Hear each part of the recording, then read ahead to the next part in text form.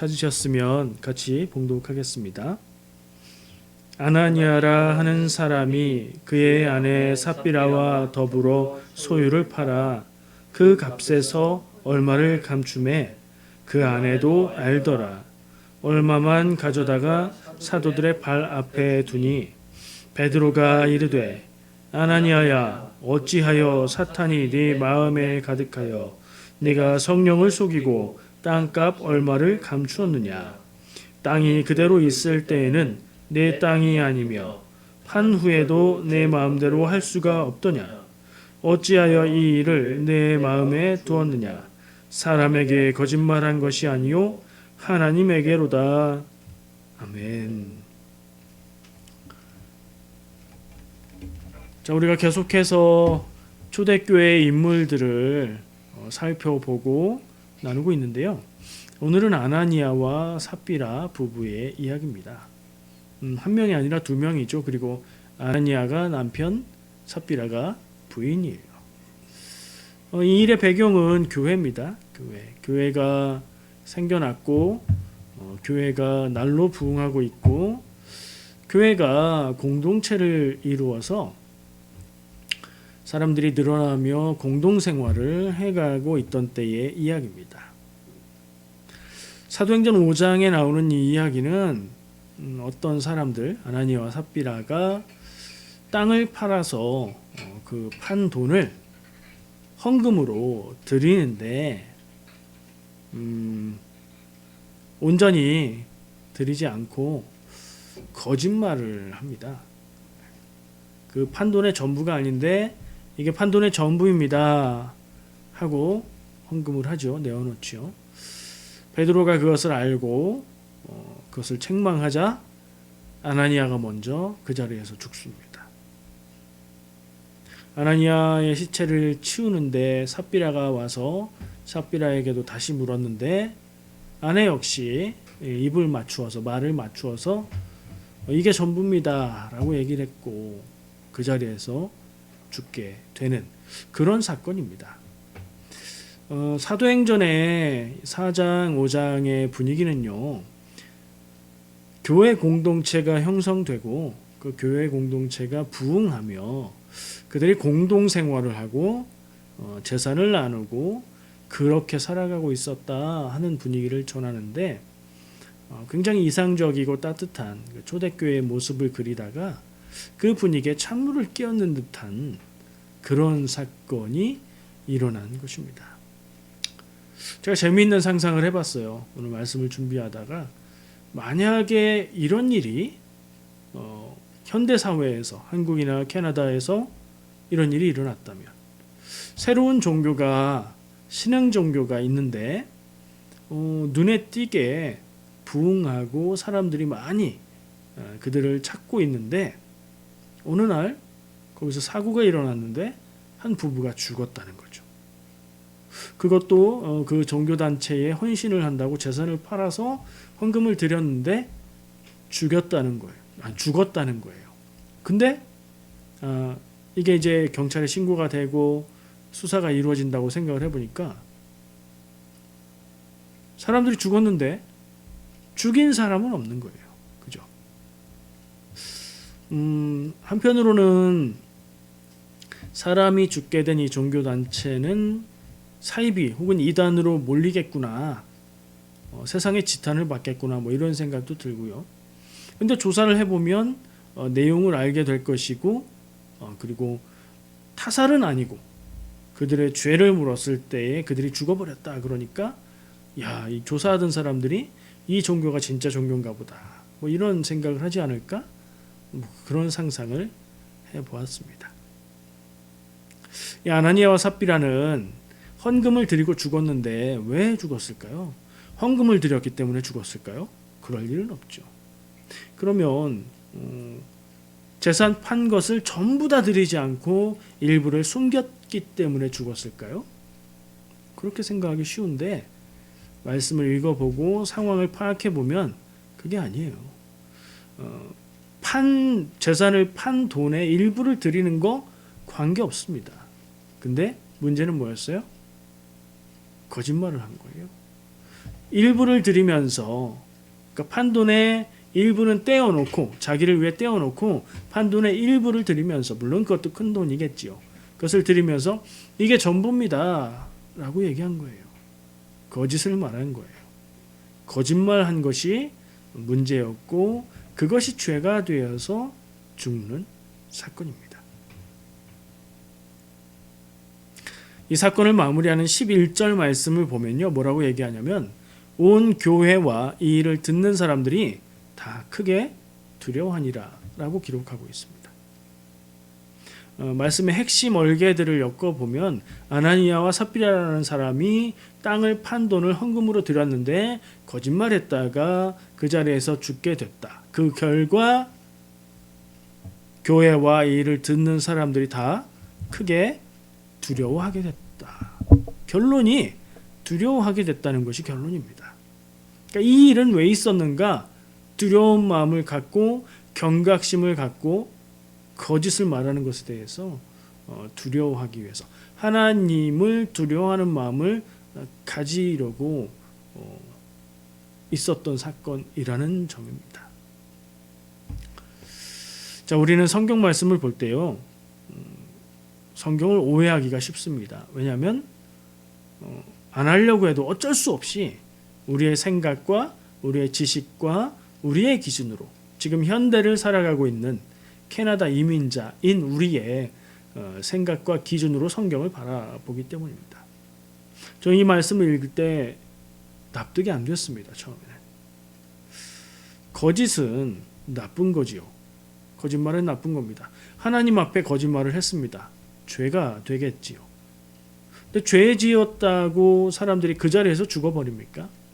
하나님은 그런 하나님인가요? 죄를 지으면 그 자리에서 죽여버리는 하나님? 거짓말했다? 하나님 앞에 헌금을 드렸고 그것은 교회 공동체를 위한 헌신이었고 단 하나 문제는 전부가 아니라 일부인데 그것을 전부라고 거짓말한 것. 그 거짓으로 인해서 그들이 그 자리에서 죽어야 될 만큼 이게 잘못된 일인가? 현대를 살아가는 저의 입장과 저의 눈에서는 이 사건이 생각할 것이 많은 사건으로 쉽게 납득되지 않는 사건으로 이해가 됐습니다. 그러면서 생각한 게 이거예요. 지금 나의 생각, 기준 그것으로 성경을 읽으면 우리가 참 오해할 일이 많겠구나.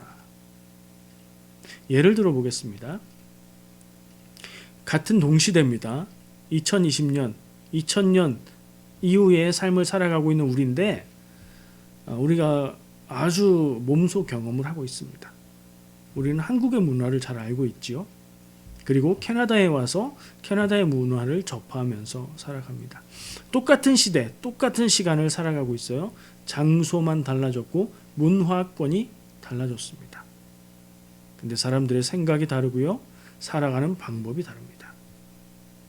한국에서만 살 때는 한국 사람들이 생각하는 방법이 정상, 당연한 것, 그곳에서 사람들이 살아가는 문화가 정상, 당연한 것이었는데 세계로 눈을 넓혀서 보니까 문화권마다 살아가는 모습과 방법들은 다르고 독특하고 다른 문화에서 다른 문화를 볼 때는 이해가 안 되는 것도 있고 굉장히 독특하게 여겨지는 것도 있다. 현대임에도 불구하고 TV를 통해서 매스컴을 통해서 인터넷을 통해서 교류가 활발하게 일어나고 있는 현대임에도 불구하고 그런 걸 느낍니다. 단적인 예가요. 한국 사람들은 정직하다고 알려져 있어요. 정말 정직해서가 아니라 모르겠어요. 어떤 이유인지 모르지만 카페에 가서 테이블 위에 전화기를 놓고 가방을 놓고 화장실을 가도 훔쳐가는 사람이 없다고 그래요. 지하철 분실물을 거의 다 찾을 수 있대요. 외국 사람들이 그걸 보고 놀란대요. 왜 그럴까요? 어쨌든 외면적으로 한국 사람들은 정직하고 훔치지 않습니다. 캐나다 사람들은 어떤가요? 한국에서 볼 때는 선진국이라고 생각했었고 캐나다 사람들은 의식이 있다 이렇게 봤었는데 직접 살아보니 어떻던가요? 한국에선 거짓말하고 도둑질하면 그건 큰 죄입니다. 잡혀가서 벌을 받게 돼요. 그리고 받는 벌은 가벼울지 모르지만 스스로도 죄를 지은 것으로 생각해서 수치스럽게 여기고요. 사람들은 그가 잘못을 했다는 것을 알면, 거짓말하고 도둑질했다는 것을 알면 그의 인격과 그의 사람됨을 깎아내려서 봅니다. 캐나다는 어때요? 제가 다 본 건 아니에요. 일부의 모습이겠지만 도둑질을 했습니다. 뭔가를 훔쳤어요. 이게 크거나 그렇지 않을 때, 사소한 것일 때 잡히면 훔친 걸 돌려주면 경찰이 그냥 훈방하고 보내주는 경우도 있습니다. 거짓말 하는 거요? 백인들이 교통사고를 내면 증거가 없을 때는 100% 자기에게 유리하게 거짓말을 한답니다. 제 말이 아니라 보험회사의 얘기예요. 문화가 달라서 그런 것 같아요. 누가 나쁘고 누가 좋고 누가 우월하고 누가 미개하고 이 얘기가 아니라 문화가 다르기 때문이에요. 현대를 살아가는 사람들의 문화도 동시대의 문화도 이렇게 다른데, 시대가 수천 년 차이 나고 문화권도 다른 성경의 이야기를 우리가 읽을 때에 지금 내가 알고 있는 상식, 내가 알고 있는 지식, 내가 생각하는 기준으로 보면 오해를 할 수밖에 없는 거죠. 그렇게 읽으면서도 은혜를 받는 게 사실은 놀라운 일입니다. 성경을 읽다가 이상하다고 느껴지는 이유는 많은 부분에 있어서는 문화적인 차이, 문화적인 몰이해 때문인 경우가 있어요. 제가 그래서 이 말씀의 문화적인 차이의 비밀을 알려드릴 수 있는 건 아닌데, 우리가 읽을 때 이상하다 생각되는 거, 나의 기준, 나의 판단을 좀 내려놓고 성경에서 이야기하고 있는 메시지가 무엇인가를 들으려고 거기에 초점을 맞출 필요가 있다는 얘기입니다. 오늘도 이 이야기를 읽으면서 되게 이상하다, 그 시대는 그랬나? 죽어도 아무렇지도 않았나? 막 이런 데에 집중할 것이 아니라 이 본문이 전하고 있는 메시지에 집중해야 됩니다. 그래서 이야기의 큰 틀을 둘러보면, 교회 안에 있는 한 부부가 땅을 팔아서, 재산을 팔아서 헌금을 하면서 헌신을 했는데 하나님 앞에 거짓을 말한 이유로 그들이 죽었다. 그러니까 교회 안에 거짓에 대한 문제, 교회 안에서 거짓말을 하는 것의 문제, 하나님 앞에서 거짓을 행하는 문제에 대한 주제를 이야기하고 있는 것이고요. 그리고 그 결과 사람들이 두려워했다. 나도 죽을까 봐 두려워. 그런 얘기가 아니라 교회에서는, 이 공동체 안에서는 하나님 앞에 거짓말하면 안 되는 것이구나 라는 교훈을 얻게 됐다는 거죠.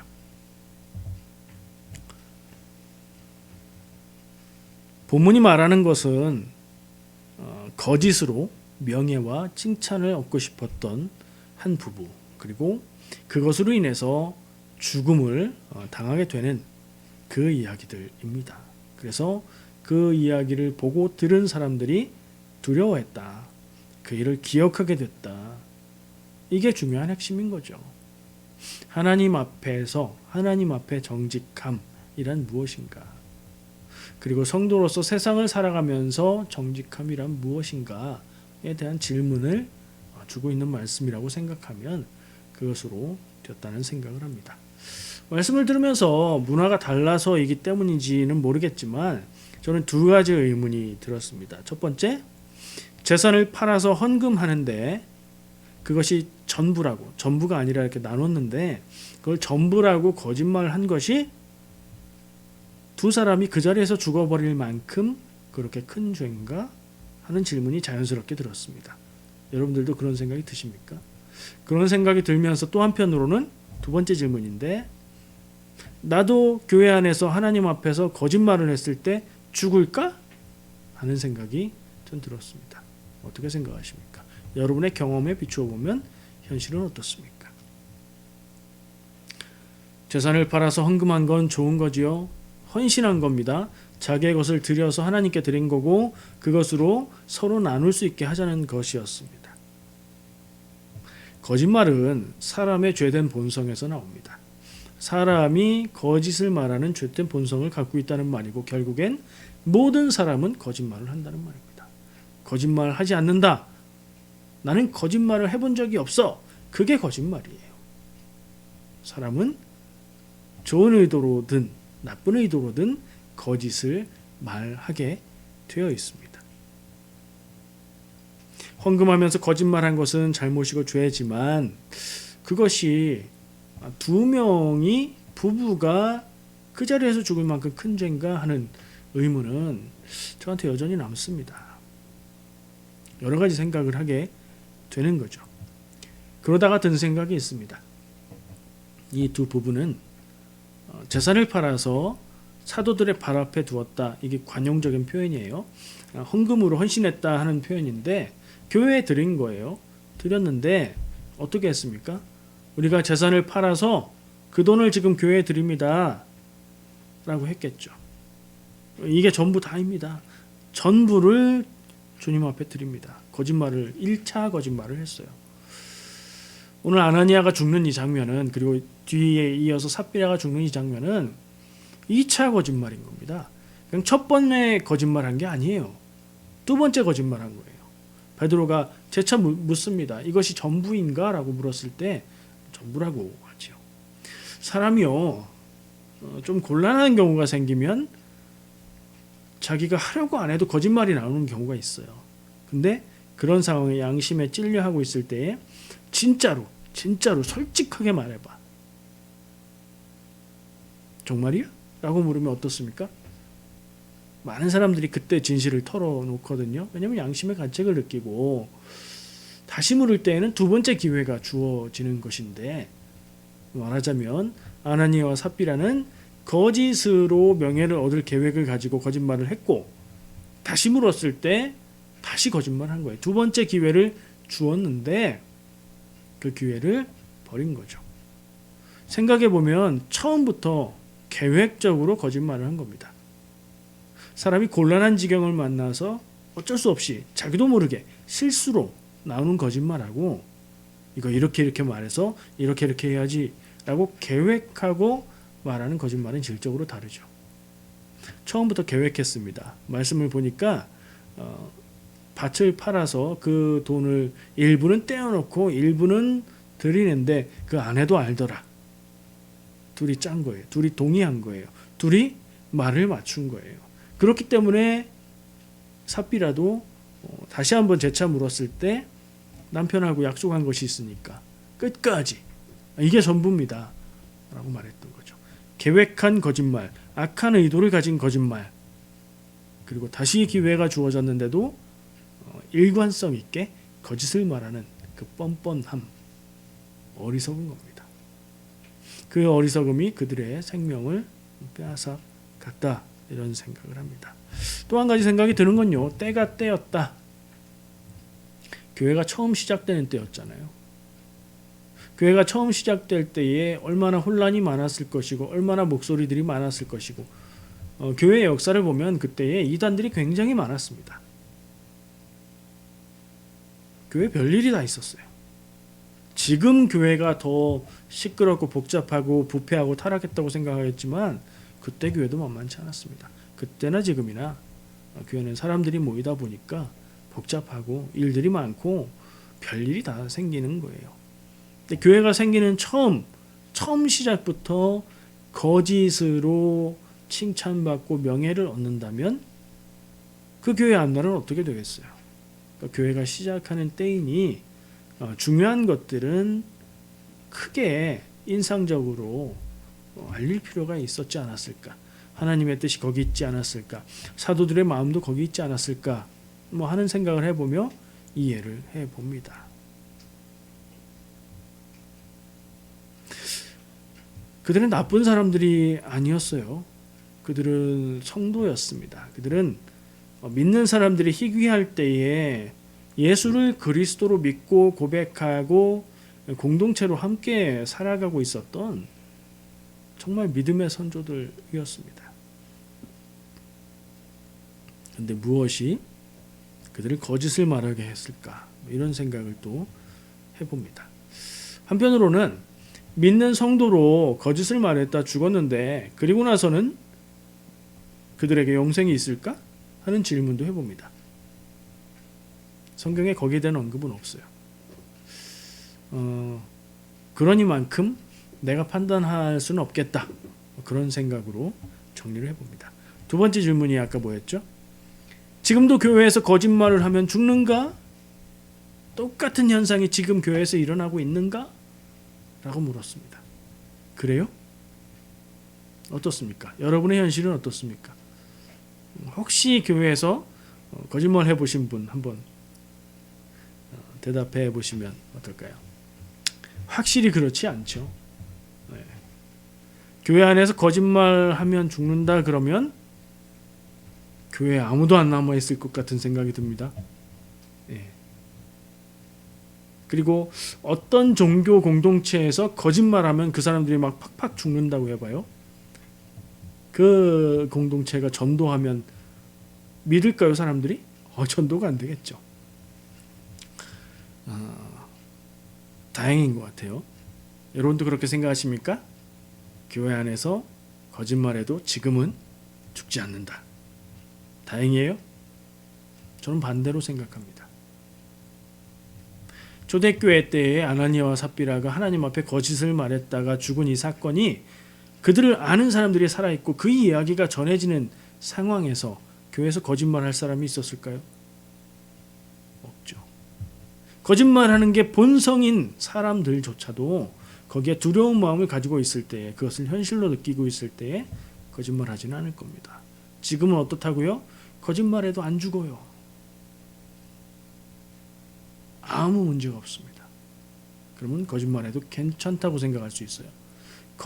교회 안에서 거짓이 괜찮다고 생각할 수 있습니다. 오늘 말씀은 그렇지 않다는 걸 이야기해주고 있는 거고요. 거짓말해도 괜찮다고 생각을 하면, 그리고 교회 안에 여전히 그런 모습으로 나는 괜찮아라고 살아가고 있다면 그게 더 무서운 일 아닐까요? 그런 생각을 해봅니다. 그런 생각을 하다 보니 교회 안에서 우리가 자신을 지키고 믿음을 지키고 정직함을 지킨다는 것, 그게 더 어려운 신앙생활을 하고 있구나 하는 생각을 합니다. 그런 만큼 우리가 지킬 수 있어야 되겠죠.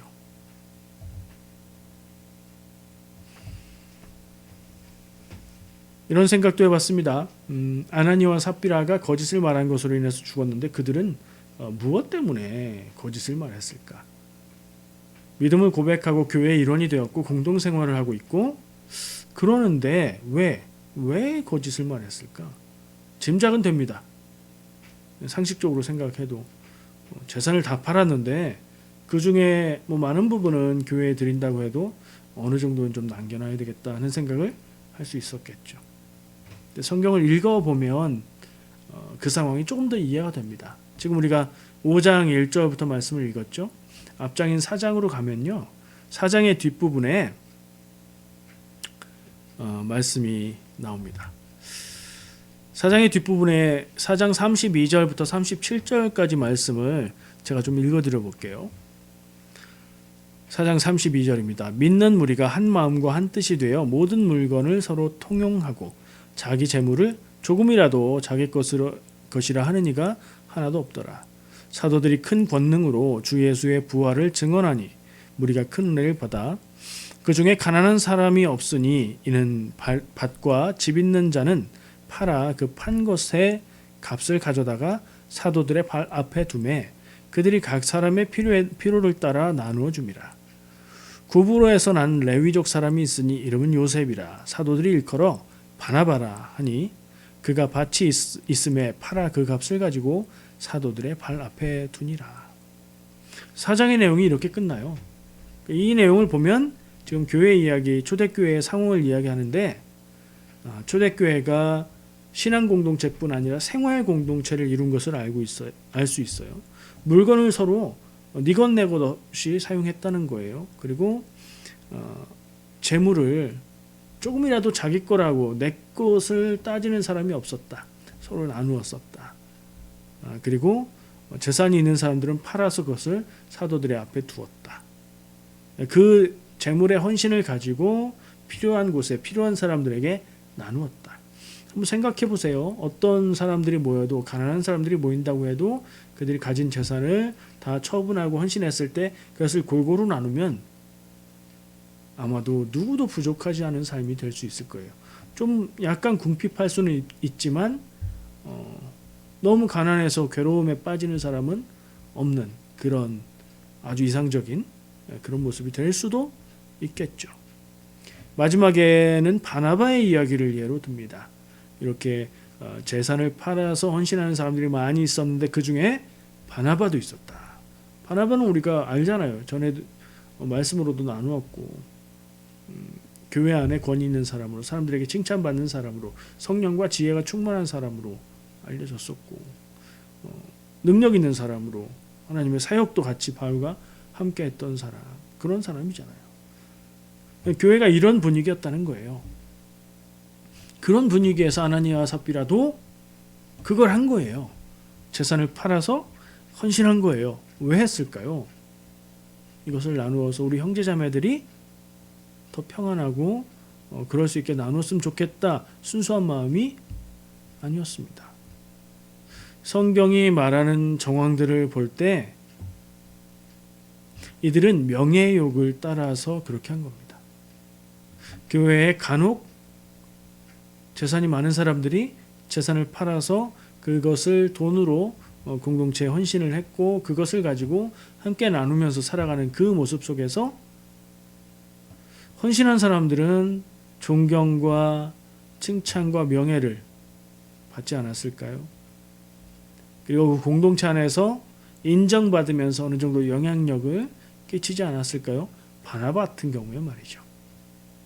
아마 바나바를 보고서 나도 저렇게 인정받고 존경받고 영향력을 미치면 좋겠다 하는 생각을 했는지도 모르겠어요. 명예욕을 따라서 재산을 팔아서, 근데 전부 다 헌신하지 못하고 일부는 떼어놓고, 이거는 보험이죠. 나중에 어떻게 될지 모르니까 떼어놓고 일부를 드리면서 칭찬을 많이 받으려면 전부를 헌신합니다 하고 드리는 것이, 이야 대단합니다. 과부가 적은 돈을 헌금했을 때 예수님이 그를 보며 그가 가장 많이 헌금을 했다 얘기한 것처럼 그걸 바랬는지도 몰라요. 교회 안에서 칭찬받고 싶었고 인정받고 싶었고 나도 교회 안에 헌신한 이만한 지분이 있다 하는 모습을 생각하면서 그렇게 한 것 같아요. 저의 짐작입니다. 여러분 어떻게 생각하세요? 그런 것 같지 않아요?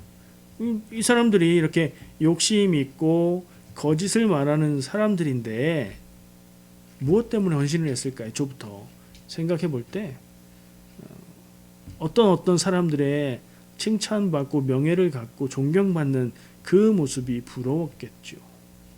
저는 그렇다고 생각을 합니다. 근데 이 사람들은 욕심이 있는 사람들이라 다 헌신을 하지 못했던 거예요. 그러다 보니 거짓을 말한 거예요. 생각해 보세요. 재물을 팔아서 100% 전부 다 헌신하는 거 아주 칭찬하고 좋은 일인데 그 중에 일부를 헌신하는 거 그것도 큰일이잖아요. 근데 왜 전부라고 거짓말을 했을까요? 나는 전부를 다 헌신한 사람이라는 말을 듣고 싶었던 거죠. 그런 칭찬을 듣고 싶었던 거죠. 이 사람들이 하나님을 바라보고 그렇게 했을까요? 그럴 수 없죠. 하나님은 마음의 중심을 다 아시는 분인데 하나님 앞에 그럴 수 없어요. 이 사람들은 누구를 바라봤습니까? 며칠 전에 말씀 묵상에서도 나누었죠. 하나님을 바라보는 사람이 있고 사람을 바라보는 사람이 있다. 교회 안에, 교회 공동체 안에서는 다 하나님을 바라볼 것 같지요? 그렇지가 않은 거예요. 그 증거가 아나니아와 삽비라입니다. 교회 안에 있고 믿음을 고백하는 사람이면서도 사람을 보고 사람들의 칭찬, 사람들의 존경, 사람들 앞에서 명예, 그걸 욕심냈던 거죠. 욕심쟁이들입니다. 재산도 갖고 싶고 존경도 갖고 싶었던 거예요. 물질도 갖고 싶고 하나님의 인정도 받고 싶은 거예요. 근데 그 하나님의 인정이 정말 하나님의 인정이 아니라 사람들로부터 나타나는 거죠. 그게 가장 큰 문제였다고 저는 생각을 합니다.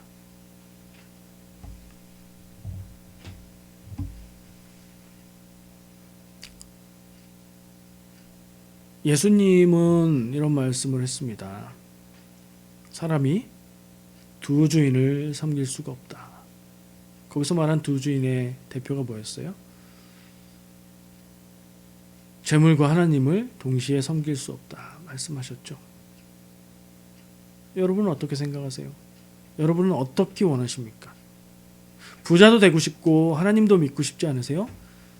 부자이고도 싶고 구원도 받고 싶지 않으세요? 아나니아와 삽비라의 마음이 그거였는데, 그것 때문에 거짓말을 했었는데, 여러분도 비슷하지 않으십니까? 저도 그런 마음이 있었던 때가 있어요. 예수님 믿고 하나님 믿고 교회 다니면 세상의 욕심 다 내려놓고 세상에서 누릴 수 있는 것들 다 내려놓고 교회에서 믿음으로만 살고 그렇게만 살아야 되나? 아닐 거야. 세상에서도 멋지게 살고 교회에서도 하나님의 인정받고 그렇게 사는 길이 있지 않을까 생각했었는데요. 살아볼수록 경험해 볼수록 그 두 개는 다 가질 수 없는 것 같아요. 그리고 세상에서 가질 수 있는 즐거움들, 인정받는 것들은 영원하지 않을 뿐 아니라 오래가지도 않아요. 그런 생각을 해보게 됩니다. 아나니아와 삽비라 거짓말을 했고 죽었어요. 근데 그게 단순한 거짓말이 아니었던 것 같아요. 생각을 해보면 거기에 담겨 있었던 그들의 마음, 교회 안에서 그들이 왜 그랬을까 하는 생각을 해보면서도 우리도 그런 모습이 없지는 않구나 하는 생각을 지울 수가 없습니다. 우리의 기도의 많은 부분이 뭐예요? 평안을 원하고 건강을 원하고 형통함을 원하는 기도죠. 그걸 원하면 안 된다는 것은 아니지만 우리가 왜 무엇 때문에 믿음을 갖고 있고 신앙생활을 하나요? 그것을 좀 깊이 생각해 보게 됐습니다. 아까 11절 말씀에서 교회와 사람들이 이 일을 듣고 두려워했다 그랬죠. 그 얘기가 사실은 두 번 나옵니다. 아나니아가 죽고 나서 5절에도 나오고요. 삽비라가 죽고 나서 총정리하면서 또 나와요. 성경에 두 번 나오는 건 뭐예요? 중요한 거죠. 강조하는 거죠. 이 이야기의 핵심 메시지는 이 일을 보고 사람들이 두려워하게 되었다.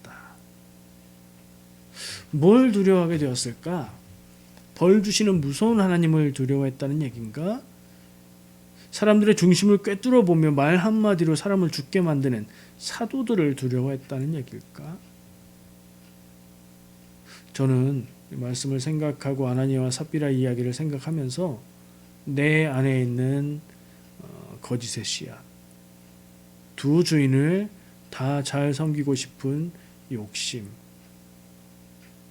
세상에서도 즐겁고 하나님 앞에서도 인정받고 싶은 그 마음, 그것이 두렵다 하는 생각을 하게 됐습니다.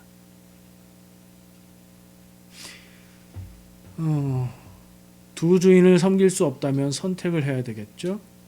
하나님의 뜻을 따라 사는 삶, 내 만족을 따라 사는 삶. 여러분들은 어떤 길을 살아가고 있습니까? 어느 쪽도 못 가고 머뭇거리고 있는 건 아닌가요? 아니면 지금도 두 가지를 다 가질 수 있는 길을 찾아 헤매고 계신가요? 하나님 뜻 안에서 살면 제가 약속할 수 있는 것은 그것이 더 복되고 더 행복하고 더 온전한 삶을 살 수 있다는 그것을 제가 말씀드립니다. 세상의 즐거움은 영원하지 않고요. 사람들의 인정 역시 영원하지 않습니다. 영원한 가치 안에서 우리가 누릴 수 있는 행복, 즐거움, 기쁨, 그것이 참되고 더 큰 것, 영원한 것인 줄 믿고 하나님 뜻 안에서 살아가는 길을 사시기를 축복합니다. 기도하겠습니다.